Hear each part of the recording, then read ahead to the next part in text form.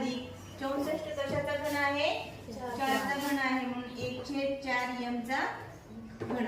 इथं 1 चा घन 1 राहणार आहे. आता इथं a ची किंमत काय आहे आवाज a ची किंमत m चा घन आहे आणि b ची किंमत 1/m चा घन आहे.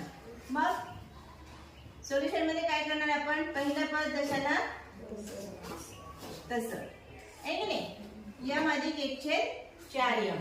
दुसऱ्या कंसामध्ये काय येणार मग m चा वर्ग वजा m गुणिले 1/4m अधिक 4m चा वर्ग 4m चा वर्ग. काय अवघड आहे का?